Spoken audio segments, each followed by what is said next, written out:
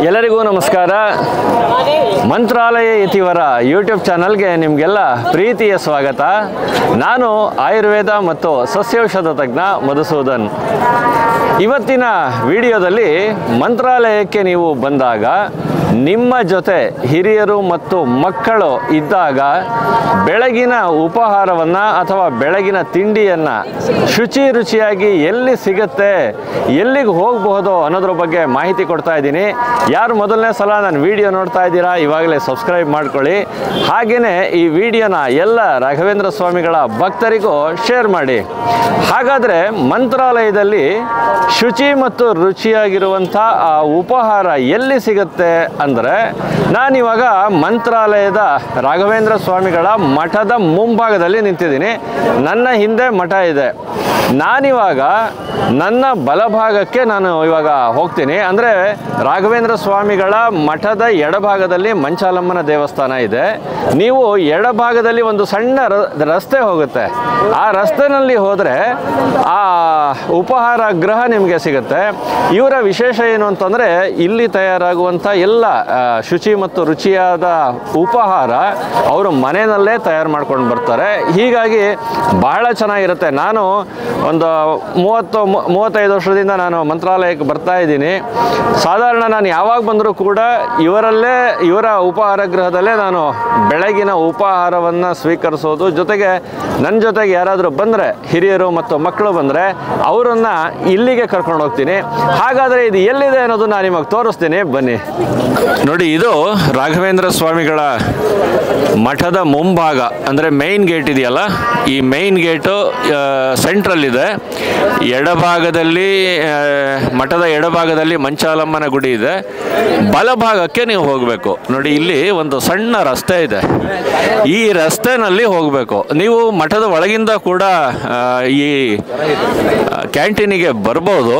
ಮಠದೊಳಗಿಂದ ಬಂದರೆ ನಿಮಗೆ 2 ನಿಮಿಷ, ತುಂಬ ಹತ್ತಿರ ಇದೆ. ಈ ದೊಡ್ಡವರು ಮತ್ತು ಮಕ್ಕಳನ್ನು ನೀವು ಕರ್ಕೊಂಡು ಬಂದಾಗ ತುಂಬ ದೂರ ಇದೆಯಾ ಅಂತ ಅನ್ಸೋದೇ ಇಲ್ಲ. ಇಲ್ಲಿ ಉಪಹಾರ ಸೇವನೆ ಮಾಡಿ ನೀವು ಮತ್ತೆ ಮಠಕ್ಕೆ ಬೇಗನೆ ಹೋಗ್ಬೋದು.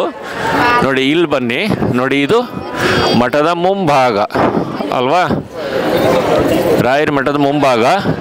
ಈ ಸಂಧಿಯಿಂದ ಹೋಗ್ಬೇಕು, ಇಲ್ಲಿಂದ ಹೋಗ್ಬೇಕು. ಇಲ್ಲಿ ಪ್ರಸಾದದ ಕೌಂಟರ್ ಕೂಡ ಇದೆ. ಆ ಕೌಂಟರಿಂದ ಸ್ವಲ್ಪ ಹಾಗೆ ಮುಂದೆ ಹೋಗಬೇಕು. ಚಿಕ್ಕದಾದಂಥ ಒಂದು ರಸ್ತೆ ಇದೆ.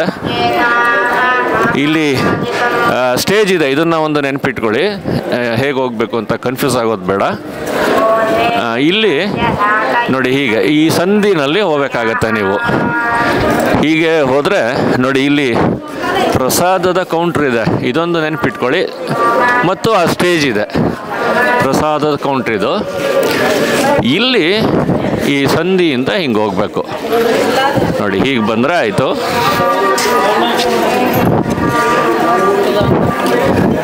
ಇಲ್ಲಿ ಶ್ರೀನಿಕೇತನಂ ಅಂತ ಒಂದು ಲಾಡ್ಜ್ ಇದೆ. ಇದು ಒಂದು ಗುರ್ತಿಟ್ಕೋಬಹುದು ನೀವು ನೋಡಿ. ಇಲ್ಲಿ ಶ್ರೀನಿಕೇತನಂ ಅಂತ ಲಾಡ್ಜ್ ಇದೆ ಅಲ್ವಾ,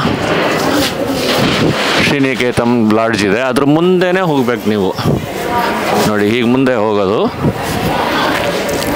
ಹೀಗೆ ಹೋದರೆ 2 ನಿಮಿಷ. ಈ ಟರ್ನಿಂಗಲ್ಲೇ ಇದೆ ಅದು. ಸ್ವಲ್ಪ ಮುಂದೆ ಬನ್ನಿ. ಮುಂದೆ ಬಂದು ನೀವು ಮಠದ ಒಳಭಾಗದಲ್ಲಿದ್ದರೆ ಮಠದ ಒಳಗಡೆಯಿಂದನೂ ಬರ್ಬೋದು, ಆ ಸೈಡಿಂದನೂ ಬರ್ಬೋದು. ನಾನು ಅದನ್ನು ತೋರಿಸ್ತೀನಿ ನಿಮಗೆ. 2 ದಾರಿಗಳು ಗೊತ್ತಾಗಲಿ ಅಂತ ಹೇಳ್ತಾ ಇದ್ದೀನಿ ಅಷ್ಟೇ ನೋಡಿ. ಇಲ್ಲಿ ಹೀಗೆ ಸಂಧಿಯಿಂದ ಬಂದರೆ ನೋಡಿ, ಹೀಗೆ ಬಂದರೆ ಇಲ್ಲೆಲ್ಲ ಅಕ್ಕಪಕ್ಕ ಅಂಗಡಿಗಳಿದ್ದಾವೆ. ಇಲ್ಲಿ ನಿಮ್ಮ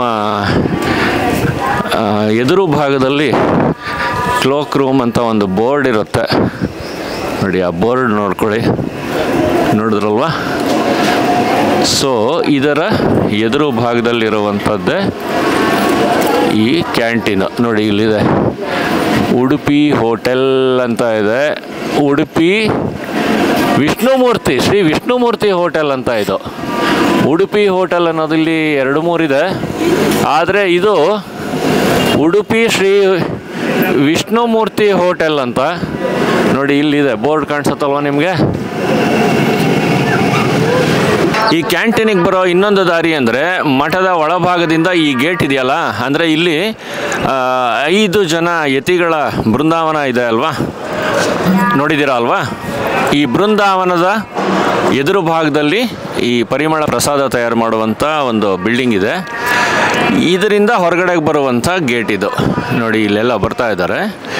ಇಲ್ಲಿಂದ ಬಂದ್ಬಿಟ್ರೆ ಅಂದರೆ ಮಠದ ಒಳಗಡೆಯಿಂದ ಬಂದರೆ ಇಲ್ಲಿಗೆ ಬರೀ 2 ನಿಮಿಷ ಅಷ್ಟೇ ನೋಡಿ. ಮಠದ ಒಳಗಡೆಯಿಂದ ಈಗ ಬನ್ನಿ, ಇಲ್ಲಿ ತಿರ್ಕೊಂಬಿಟ್ರೆ ನೀವು ಇಲ್ಲಿಂದ 5ನೇ ಬಿಲ್ಡಿಂಗು ಅಂತ ಅನ್ಸುತ್ತೆ ಬಹುಶಃ.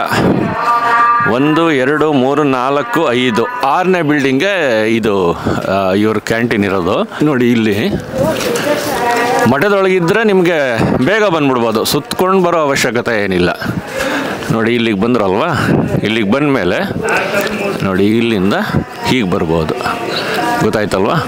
2 ರಸ್ತೆನ ನಾನು ತೋರಿಸಿದ್ದೀನಿ. ವಿಷ್ಣುಮೂರ್ತಿ ಹೋಟೆಲ್ ಅಂತ ನೋಡಿ, ಇವರು ಮೇಡಮ್ ಇರ್ತಾರೆ, ಒಳ್ಳೆ ಫಸ್ಟ್ ಕ್ಲಾಸ್ ಆಗಿರೋ ಟೀ ಮತ್ತು ಕಾಫಿ ಕೊಡ್ತಾರೆ. ಹಾಗೆಯೇ ನೋಡಿ, ಇವರು ನಮ್ಮ ವಿಷ್ಣುಮೂರ್ತಿ ಹೋಟೆಲ್ನ ಮಾಲೀಕರು, ಇವ್ರು ಇರ್ತಾರೆ. ಇವ್ರ ಮುಖ ಒಂದು ಸಲ ನೋಡಿಬಿಡಿ ಸರ್, ಒಂದು ಸ್ಮೈಲ್ ಮಾಡಿ ಸರ್. ಎಲ್ಲ ನೋಡ್ತಾ ಇದ್ದಾರೆ ನೋಡಿ. ಇವ್ರು ಇರ್ತಾರೆ.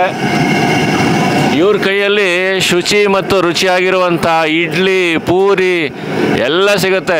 ವಿಶೇಷ ಏನು ಅಂತಂದರೆ ಇವರು ಎಲ್ಲದನ್ನು ಸಾಂಬಾರು, ಸಾಗು ಮತ್ತು ಪ್ರತಿಯೊಂದನ್ನು ಕೂಡ ಮನೆಯಲ್ಲಿ ತಯಾರು ಮಾಡ್ಕೊಂಡು ಬರ್ತಾರೆ ನೋಡಿ. ಇಲ್ಲೆಲ್ಲ ಡಬ್ಬಿ ಇಟ್ಟಿದ್ದಾರಲ್ಲ, ಮನೆಯಲ್ಲಿ ತಯಾರು ಮಾಡ್ಕೊಂಡು ಬರ್ತಾರೆ, ಇಲ್ಲಿ ಕ್ಯಾರಿಯರಲ್ಲಿ ಇಟ್ಟಿರ್ತಾರೆ. ವಿಷ್ಣುಮೂರ್ತಿ ಉಡುಪಿ ಹೋಟೆಲ್ ವೆಂಕಟರಮಣ ಅವರು ಬಿಸಿ ಬಿಸಿ ಆಗಿರುವಂಥ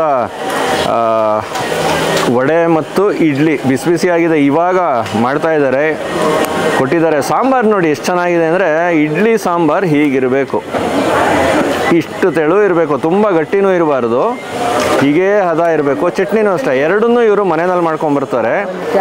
ಈ ಪೂರಿ, ಇಡ್ಲಿ ಮತ್ತು ವಡೆಯನ್ನು ಮಾತ್ರ ಇಲ್ಲಿ ಅವರು ರೆಡಿ ಮಾಡ್ತಾರೆ. ನಾನಿವಾಗ ಟೇಸ್ಟ್ ನೋಡ್ತೀನಿ. ಟೇಸ್ಟ್ ನೋಡೋದೇನಿಲ್ಲ ಬಿಡಿ, ತುಂಬ ಚೆನ್ನಾಗಿರುತ್ತೆ. ನಾನು ಹೇಳಿದ್ನಲ್ಲ, ಇವರು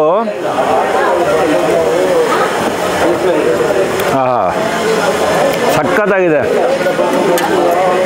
ಇವರು ಸಾಂಬಾರು ತಯಾರು ಮಾಡ್ತಾರಲ್ಲ, ಆ ಸಾಂಬಾರಿಗೆ ಈ ಇಡ್ಲಿ ಮತ್ತು ವಡೆ ಎಷ್ಟು ಚೆನ್ನಾಗಿ ಇದು ಮ್ಯಾಚ್ ಆಗುತ್ತೆ ಅಂತಂದರೆ,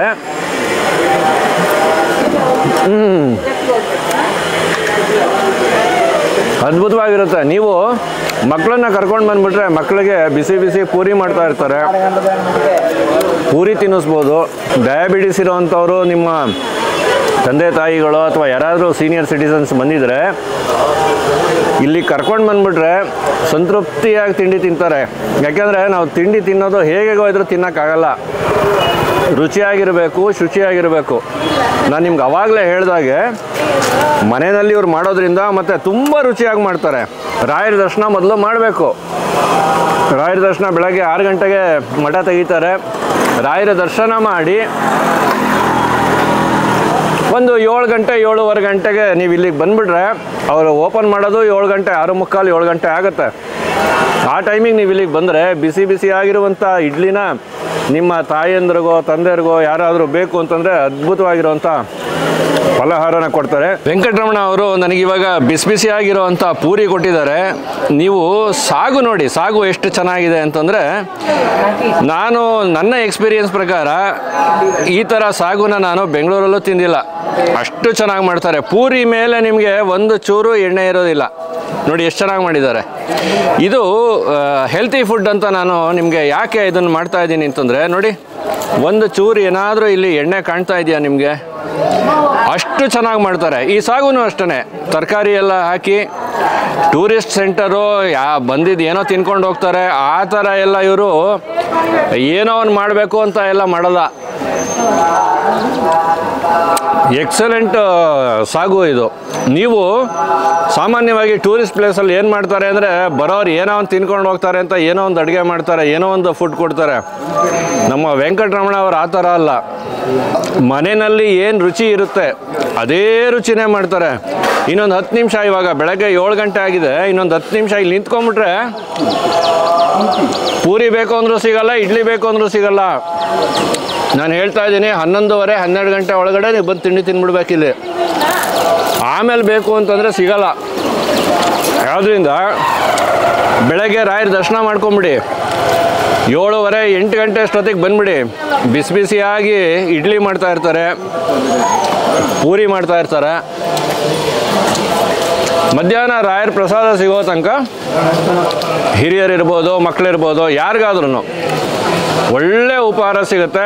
ಖಂಡಿತವಾಗ್ಲೂ ನೀವು ಮಂತ್ರಾಲಯಕ್ಕೆ ಬಂದಾಗ ನಮ್ಮ ವೆಂಕಟರಮಣ ಅವರ ಈ ಉಡುಪಿ ಹೋಟ್ಲಿಗೆ ಬನ್ನಿ. ಅವ್ರಿಗೆ ಹೇಳಿ ನಾವು ಯೂಟ್ಯೂಬಲ್ಲಿ ನೋಡ್ಕೊಂಡು ಬಂದಿದ್ದೀವಿ, ಮಧುಸೂದನ್ ಅವರ ಸ್ನೇಹಿತರು ಅಂತಲೇ ಹೇಳಿ, ಏನೂ ತಪ್ಪಿಲ್ಲ. ಖಂಡಿತವಾಗ್ಲೂ ನೀವು ಉಡುಪಿ ಹೋಟ್ಲಿಗೆ ಬಂದು ತಿಂಡಿ ತಿನ್ನಿ.